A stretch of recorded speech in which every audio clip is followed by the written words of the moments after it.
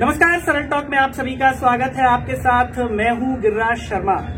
न भीड़ पसंद हो जिनको, वो अक्सर तन्हा चलते हैं। रोशन करने को किस्मत अपनी सूरज की तरह वो जलते हैं। जी हाँ, ऐसा ही चरितार्थ करके दिखाया है ग्वालियर के रहने वाले मनोज कुमार वर्दिया जी ने, जो कि वर्तमान समय में सब इंस्पेक्टर के पद पर कार्यरत हैं। लेकिन अगर हम बात करें उनके जीवन की, तो शुरुआती हमें उन्होंने इंडियन नेवी में अपनी सेवाएं दी और उसके बाद मध्य प्रदेश में सब इंस्पेक्टर के पद पर उन्होंने ज्वाइन किया। आज और चर्चा करेंगे इस बात को लेकर के किस तरीके से उनके जीवन में जो है चुनौतियां आई, कठिनाई आई, कैसे उन्होंने इसका सामना किया और कैसे नेवी में उनके जाने का उन्होंने कैसे तय किया और फिर बाद में एसआई के तौर पर कैसे वो आए। और साथ ही साथ कार्यक्रम के अंत में हमारे दर्शकों को जो सवाल हैं उनके जवाब भी मनोज कुमार वर्दिया जी देंगे। चर्चा की शुरुआत करने से पहले सभी दर्शकों से एक ही अपील है कि सरल टॉक की आवाज को आप सब्सक्राइब कीजिए और इसे सोशल मीडिया के हर platform, WhatsApp group, status, Twitter, Facebook और टेलीग्राम पर फैलाइए, जिससे कि ये जानकारी सभी दर्शकों तक और जो भी एमपी पुलिस की तैयारी कर रहे हैं उन तक पहुंचे। मनोज जी, बहुत बहुत स्वागत है आपका। जी, अगर हम बात करें आपके शुरुआती थी, तो किस तरीके से आपने तैयारी की थी और इंडियन नेवी में किस तरीके से आपका आना हुआ? क्या आप पहले सोच रहे थे कि मुझे नेवी में ही जाना है या किसी और क्षेत्र में जाने का आपका सपना था? नहीं, बेसिकली नेवी में जाने का ऐसा कोई प्लान नहीं था जी। बस ये था कि बचपन से जो पढ़ाई की थी उसमें ऐसा लगता था कि मैं कुछ अच्छा तो कर ही लूंगा लाइफ में जी, क्योंकि मैं बहुत ही फोकस होकर पढ़ाई करता था और डेडिकेशन मेरा ये था कि मैं कभी 12 बजे से पहले सोने की सोचता ही नहीं था जी, और सुबह 4 बजे उठना, ये सब चीजें मेरी हैबिट में थी। तो मुझे ये पता था कुछ ना कुछ तो अच्छा मिलेगा मुझे लाइफ में जी। और 12th तक पहुंचते पहुंचते अच्छा नाम हो गया था मेरे स्कूल में जी, और सारे टीचर्स वगैरह मुझे लाइक करते थे पढ़ाई की वजह से। बट ऐसा कुछ फोकस नहीं किया था कि मुझे नेवी में ही जाना है जी। बस ये था कि 12th पास होती मैं कुछ एग्जाम्स दूंगा, तैयारी करूंगा और कुछ बड़ा करूंगा जी। और लकीली मैं सबसे पहला एग्जाम नेवी का दिया, इंडियन नेवी का जी। और इंडियन नेवी का एग्जाम मैंने 93 में दिया था जी। 12th पास होते ही दिया था, तो मेरा पहला एग्जाम था, उसमें मेरे को सिलेक्शन हो गया था जी। हम 3 लोग सिलेक्ट हुए थे ग्वालियर जोन से जी। उसमें एक ग्वालियर का मैं था, एक मुरैना का था लड़का, एक खंबात का था जी। इस तरह से हम 3 लोग सिलेक्ट होकर चिल्का में ट्रेनिंग करने के लिए चले गए। फिर हमारी नेवी लाइफ शुरू होगी जी। और 15 साल मैंने नेवी में बिल्कुल टेक्निकल कोर में काम किया। मेरे को एविएशन कोर मिली थी, जिसमें मैं एविएशन रेडियो साइड देखता था और हेलीकॉप्टर्स में जी। और फिक्स विंग के एयरक्राफ्ट में काम किया जी, जहाज पर भी काम किया जी। तो यही मेरी एक्सपर्टीज रही है 15 साल की। बिल्कुल, जैसा कि आपने अभी चर्चा में कहा कि आपने ऐसा कुछ सोचा नहीं था और आपका नेवी में आना हो गया, मतलब आपने पहले से तय नहीं किया था। तो क्या मानते हैं, आपकी जिंदगी में बहुत सारी चीजें किस्मत के ऊपर भी आश्रित होती हैं कि किस्मत हमें खींच करके वहां पहुंचा देती है, भले हम सोचें या ना सोचें? मेरा मानना ये है कि ब्रॉडली हमको डिमांडिंग नहीं होना चाहिए जी अपनी लाइफ से। अगर आप डिमांडिंग रहेंगे तो दुखी हो। आपको लाइफ में आप जितना एफर्ट करते हैं उतना जरूर मिलता है, देर और सवेर मिलता है जी। तो अगर आप डिमांडिंग हो जाते हो, जैसे मैंने सोचा था कुछ ना कुछ मिलेगा मुझे, वो भगवान ने बहुत इमीडिएटली दे दिया था जी। और हमेशा देता रहा। लाइक नेवी छोड़ने के बाद भी मुझे एक बहुत अच्छा जॉब मिला प्राइवेट सेक्टर में, बहुत ही लेविश जॉब था, बहुत जिसने मेरी लाइफ चेंज करी, मेरे को बहुत बड़ा एक्सपोजर दिया, ग्लोबली एक्सपोजर मिला। एंड पुलिस में भी आया, वो भी मेरे को आराम से मिला जी। तो लेकिन ये है कि मैंने ये नहीं सोचा था कि मुझे यही करना है। जब अपन ये सोच लेते हैं तो फिर बहुत सारे डेस्परेशंस आ जाते हैं जी। फिर आदमी एक उस लाइन पे नहीं जा पाता तो दुखी हो जाता है और फिर वो एक्चुअल चीज से भटक जाता है जी। तो मेरा मानना है कि आप तैयारी करो, अपना बेस्ट दो, फोकस होकर करो, और अगर नहीं मिलता तो दुखी मत हो, कोई बात नहीं, जो मिला उसमें आप एडजस्ट करना सीखिए। जैसा कि आपने कहा, आमतौर पर हम देखते हैं, आपकी ये बात सही भी है कि कई बार हम ये डिसाइड कर लेते हैं कि हमें यही करना है हाँ। और नहीं हो पाता क्योंकि आपकी किस्मत में नहीं है वहां तक जाना। तो कई बार जीवन में कई तरह की समस्या, आमतौर पर हम देखते हैं कि यूपीएससी में इतने साल हो जाते हैं, लोग तय करते हैं कि मुझे तो बस इसी में जाना है और फिर वो किसी भी क्षेत्र में नहीं जा पाते क्योंकि उनका वो एक होता है कि मुझे यही करना है, नहीं करना। जानना चाहेंगे कि एसआई की जब आपने तैयारी की, आप नेवी में रहे, इसमें आने के बाद एसआई में किस तरीके से तैयारी हुई? क्या इसमें बदलाव है? आमतौर पर जो एसआई का एग्जाम होता है उसी तरीके से आपने क्लियर किया, उसी तरीके से आपने टेस्ट दिया या कुछ अंतर रहता है? नहीं, जैसे कि क्योंकि नेवी से आया हूं मैं, तो मेरे लिए कोई स्पेशल क्राइटेरिया सेट नहीं किया गया था। जैसे नॉर्मल कैंडिडेट एग्जाम देते हैं वैसे ही मैंने दिया। ओनली उसमें कुछ हम लोगों को एज रिलैक्सेशन मिल जाता है और हमारी मेरिट अलग से बनती है, तो उसमें हमें 10-5 नंबर का जो है ना वो रिलैक्सेशन मिल जाता है। तो बाकी हमारी तैयारी जैसे नॉर्मल करियर करते हैं वैसी तैयारी हम लोग की रहती है। हाँ, बस ये कि अभी देखो कोई लड़का अगर 12वीं में अभी पढ़ रहा है तो वो एक फ्रेशर होगा, उसकी अलग अप्रोच होगी। हम लोग वो 12वीं 15 साल पहले करके आए, तो हमें वो थोड़ा सा एक्सप्रेसिव फैक्टर मिलना चाहिए, तो वही हमें मिलता है, उस बेसिस पे हम सिलेक्ट हो जाते हैं। और आई थिंक जितने भी एक्समेन सिलेक्ट होते हैं वो पुलिस में आने के बाद they perform better, because at least उनका बैकग्राउंड उनको कहीं ना कहीं कुछ चीज़ों से दूर रखता है जी, और देश की एक गरिमा बनाने के लिए वो हेल्प होती है जी। अगर हम तैयारी की बात करें तो आमतौर पर विद्यार्थियों में सवाल होते ही है कि मुझे कितने घंटे पढ़ना चाहिए। कई लोग बड़ा टाइम टेबल बना लेते हैं, मैं 10 घंटे पढ़ूंगा, लेकिन पता चलता है कि वो 1 घंटे भी नहीं पढ़ते। वो सोचते हैं कि ये तो टूट गया, अब मैं कल से फिर नया टाइम टेबल बनाऊंगा। तो आमतौर पर आपका क्या अनुभव कहता है कि तैयारी का जो टाइम टेबल है या हमारा जो रूटीन है किसी भी एग्जाम में सेलेक्ट होने के लिए, अगर हम SI की बात करें तो क्या होना चाहिए?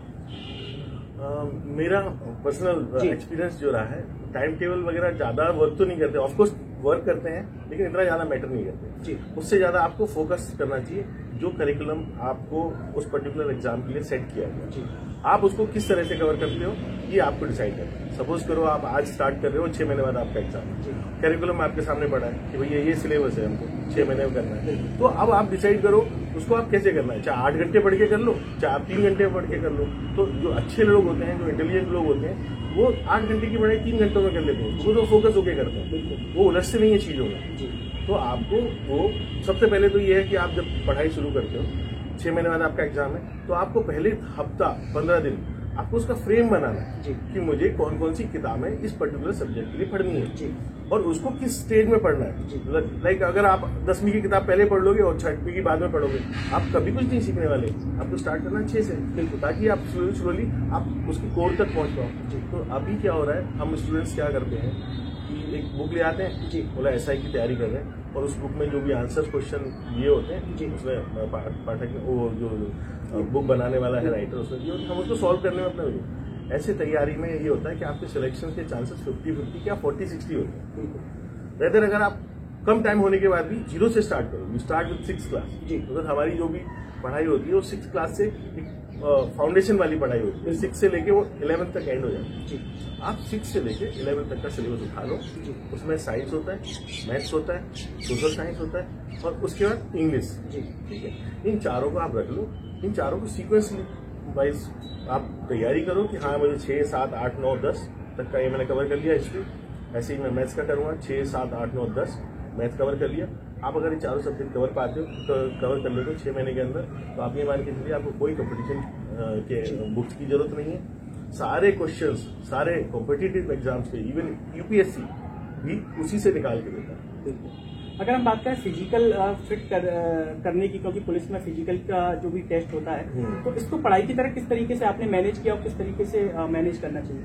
फिजिकल फिटनेस के लिए तो जैसे ऑफकोर्स इस एज में तो लाइक 30 से पहले के लड़के होते हैं सिलेक्ट, तो उसमें सभी फिट ही होते हैं। ओनली क्या होता है कि उनको जो उन्होंने 4-5 इवेंट बनाई होती हैं, उसके हिसाब से अपने बॉडी को ओरिएंटेशन देना होता है जी। तो उसके लिए कि आप 3-4 महीने पर्याप्त होते हैं। अगर आप डिसाइड करते हो कि मुझे 3 मिनट में रनिंग कंप्लीट करनी है, तो आप 3-4 महीने पहले से स्टार्ट कीजिए, अपना वेट थोड़ा सा लूज कीजिए, आपका डाइटिंग सही रखिए, और योगा वगैरह जो ब्रीदिंग एक्सरसाइज वगैरह करना सीखिए, तो उससे आपका स्टेमिना इतना बन जाता है कि आप आराम से वो निकाल सकते हैं जी। जो भी स्टूडेंट्स हमारा कार्यक्रम देख रहे हैं, आज जानना चाहेंगे कि मनोज कुमार वर्दिया जी पहले फिजिकली फिट रहने के लिए क्या करते थे, अभी वर्तमान में कितना खुद को फिजिकली फिट रखने के लिए समय देते? देखिए सर, मैं 15 साल नेवी में रहा हूँ जी, बिल्कुल एक्यूरेट जो वेट और हाइट होनी चाहिए वो मेरी रही है जी। नेवी से रिटायर हुआ उस दिन भी बिल्कुल फिट था, और प्राइवेट में भी मेरे पास इतना टाइम था कि मैं अपनी फिजिकल एक्टिविटीज मेंटेन कर पाता था। बट पुलिस में आने के बाद एक शेड्यूल ऐसा होता है, खासकर सब इंस्पेक्टर रैंक में, कि आपको पता नहीं है आपको कब उठना है, कब सोना है, कब कहाँ जाना है, तो थोड़ा सा हार्ड हो जाता है मेरे लिए अपनी फिजिकल एक्टिविटीज मेंटेन करना। फिर भी मैं एटलीस्ट अपना एक्टिविटीज मेंटेन नहीं कर पाता, लेकिन अपनी डाइटिंग तो मेंटेन करता हूँ। ज़्यादा कुछ वैसा नहीं खाता जिससे कि ज़्यादा ओवर हो जाए, बट टाइम मिलने पर मैं कोशिश करूँगा कि और अच्छी फिजिकल फिटनेस हो जाए। जैसा कि अभी आपने कहा कि अभी जो SI के तौर पर आप कार्यरत हैं, तो इतना समय नहीं मिल पाता और शेड्यूल भी आपका ऐसा रहता है।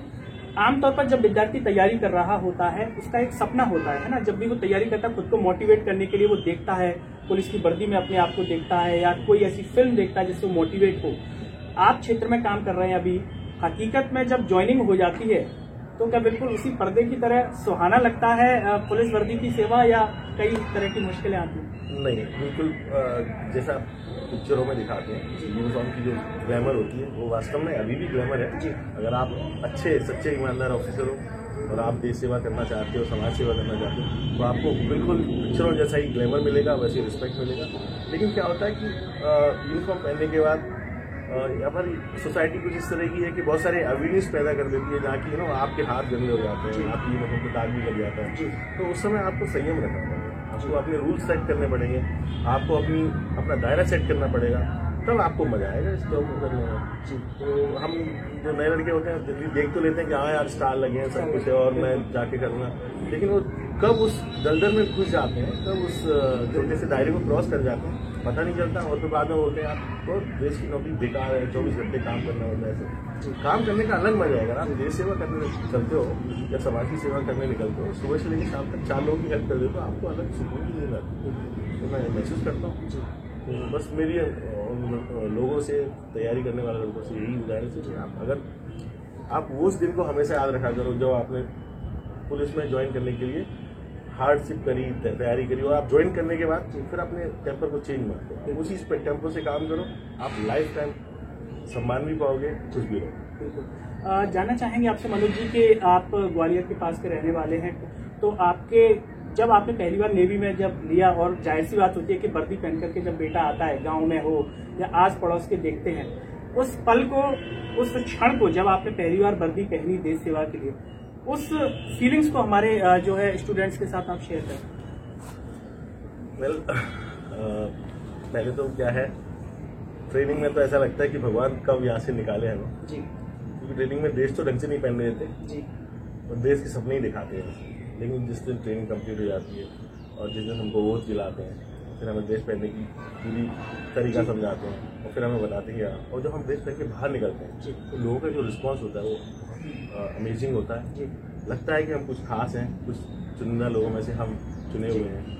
तो और माँ बाप के पास आते हैं तो थोड़ा सा गर्व महसूस होता है अपने समाज के आसपास के लोगों के बीच में बैठने में, जो इज्जत मिलती है, लगता है कि हमने कुछ अच्छा किया है, और हम चाहते हैं कि मतलब हमारे आसपास के लोग भी भगवान इसी तरह से ग्रो करें, कुछ अच्छा करें। मनोज जी, जब कोई बच्चा सेलेक्ट हो जाता है किसी भी परीक्षा में, अगर हम बात करें, और जब उसके उदाहरण दिए जाने लगते हैं कि भाई फलाने का लड़का ये चयनित हो गया, देखो SI बन गया या TI बन गया, तो ऐसे में हमारी जिम्मेदारी कितनी और बढ़ जाती है, क्योंकि एक तरफ लोग उदाहरण दे रहे हैं आपके, तो ऐसे में उस जिम्मेदारी का निर्वहन करना कि हमसे कभी जीवन में कुछ गलत ना हो, क्योंकि आपका एग्जाम्पल सेट हो चुका है आपकी सोसाइटी में, आपके समाज में, तो कितनी वो जिम्मेदारी बढ़ जाती है और उस जिम्मेदारी को बनाए रखना कितना कठिन हो पाता है?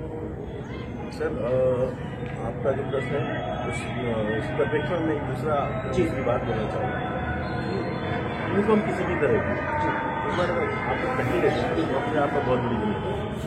अगर आप यूनिफॉर्म पहन के कोई भी ऐसा कृत्य करते हैं जो उस यूनिफॉर्म के ऊपर दाग पैदा करता है, तो ये अपने आप में बहुत बड़ी शर्मिंदगी करेगी। तो अपनी यूनिफॉर्म पहनने के बाद आपकी जिम्मेदारी है कि आपका आचरण ऐसा हो, 4 लोग देख के आपसे कुछ सीखें, समाज को प्रोत्साहित करें आप, और संयम में रहें, ताकि जो यूनिफॉर्म मिली है वो भी अपने आप में गर्वान्वित महसूस करे कि हाँ यार एक सही बंदे को गई है। जानना चाहेंगे मनोज जी, जैसा कि आपका जीवन रहा है, आपने कहा कि पहले से कुछ तय नहीं किया और आप बस होता चला गया, आपकी जिंदगी में जो कुछ हुआ है, क्या आने वाले समय के लिए भी आपने कुछ तय कर रखा है, या फिर वही जिंदगी का रूटीन है कि आगे जो होगा अपने आप होता चला जाएगा? नहीं सर, मैंने एक्चुअली देखो लाइफ में एक चीज तो तय कर रखी थी जी, कि मुझे लाइफ सोसाइटी से बहुत कुछ मिला है, ईश्वर ने मुझे बहुत कुछ बिना मांगे दिया, तो मैं चाहता था कि मैं लास्ट में सबसे बड़ी चीज ये मुझे एक समझ दी है कि समाज में अच्छा क्या बुरा क्या, वो दायरा मुझे समझ में आता है कि मैं आज ये कर रहा हूँ तो इसका परिणाम मुझे 4 साल बाद या 6 साल बाद ये मिलेगा, ये थोड़ी समझ दी है।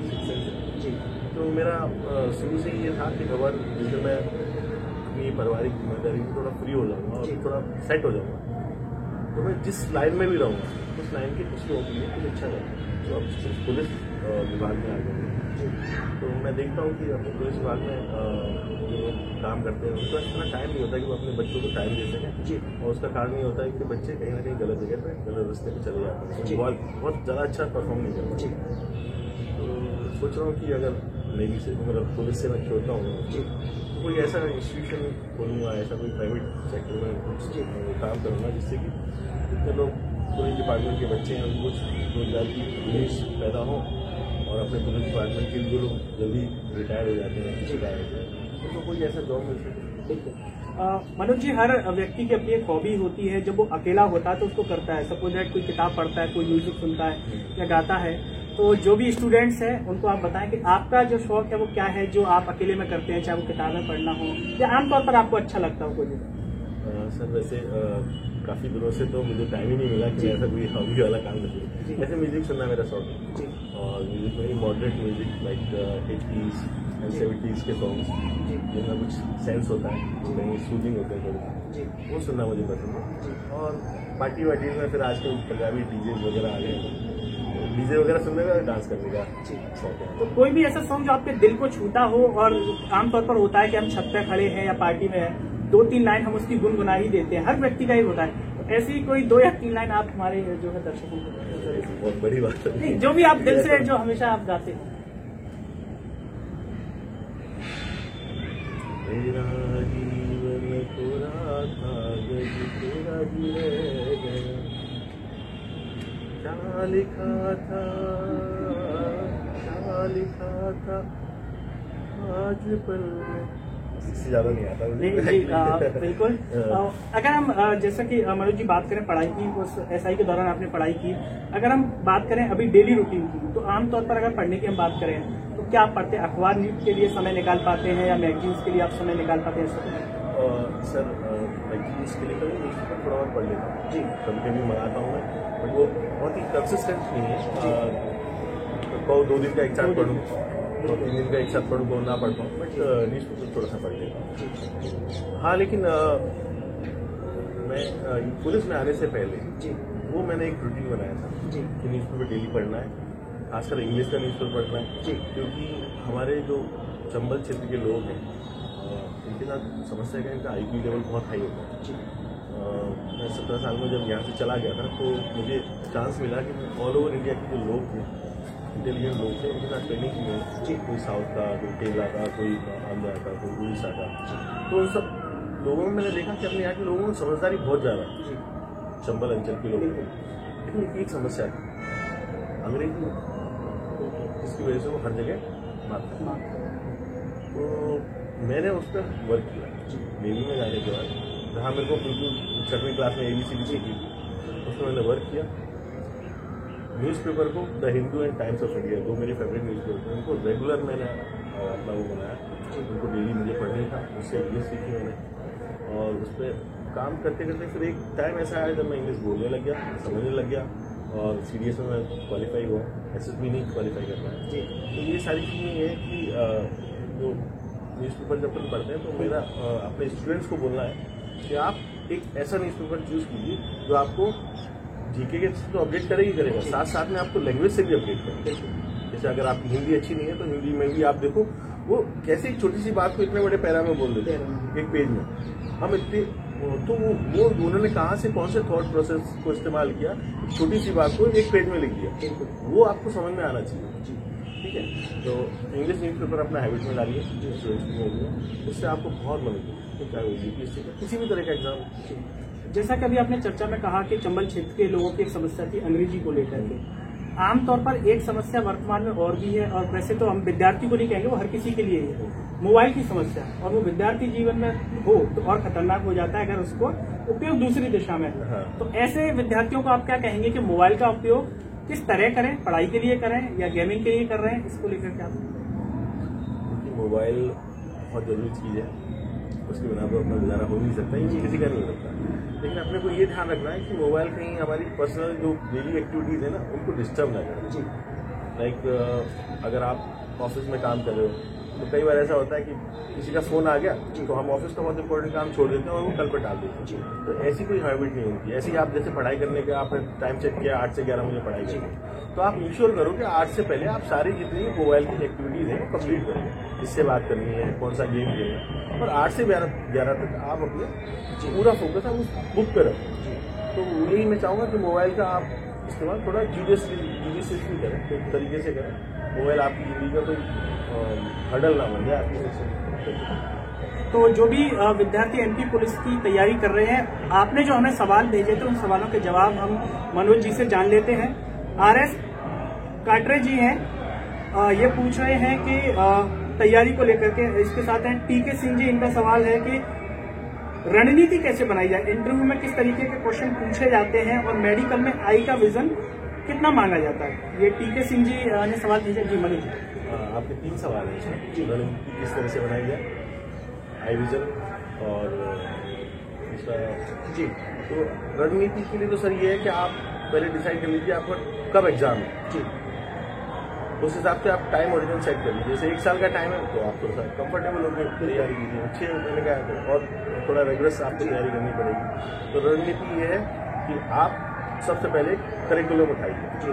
SI का जो भी सिलेबस है, पाठ्यक्रम है, उसको उठाइए, क्या क्या उसमें चाहिए, उससे रिलेटेड मटेरियल इकट्ठा कीजिए जी। मटेरियल के लिए फिर आप टाइम सेगमेंट डिवाइड कीजिए कि मुझे ये मैथ्स 2 महीने में फिनिश करना है, इंग्लिश 2 महीने में करना है। उस हिसाब से आपकी कोचिंग की अगर आपको जरूरत है तो कोचिंग लगा लीजिए, आप घर में पढ़ सकते हैं, घर में पढ़िए। बिल्कुल। विवेक गौरव जी ने, इनका भी सवाल उसी से मिलता जुलता है, लेकिन ये पूछना चाह रहे हैं कि कौन कौन सी बुक्स को हम प्रेफर करें और साथ ही साथ हिंदी की तैयारी कैसे करें और कम से कम कितने घंटे हम पढ़ाई करें, इसका जवाब जानना चाह रहे हैं। बुक्स तो मैंने आपको बता दिया पहले ही जी। ऐसा मैं किसी राइटर को सिलेक्ट नहीं करता, सजेस्ट नहीं करता, बिकॉज वो उनके साइकोलॉजी के हिसाब से बनाते हैं। उनको नहीं पता कि हर तरह के बंदे के लिए बुक्स उपयोगी नहीं होगी। बिल्कुल, मैं तो ये बोलूँगा कि आप 6वीं से लेके 10वीं तक की पाठ्यक्रम की सारी बुक इकट्ठी कर लीजिए और पहले 6वीं की कंप्लीट कीजिए। 6वीं का साइंस कंप्लीट हो गया तो इमीडिएटली फिर 7वीं का साइंस आप उठाइए, 7वीं का उठा के 8वीं का उठाइए, 8वीं का उठा के ऐसे आपके ये 5-5 साल के अगर आप 5-5 बुक एक सब्जेक्ट की कंप्लीट कर लेते हो तो कोई आपको रोक नहीं सकता किसी भी एग्जाम में सिलेक्ट। बिल्कुल। ये है Ranjit Yadav ji. Sir, first attempt में पेपर क्लियर कैसे किया जाए और कितनी पढ़ाई करनी होगी दिन में, वही आमतौर पर है। ये कह रहे हैं कि फर्स्ट अटेम्प्ट में पेपर क्लियर कैसे करें, इसके लिए हम क्या करें।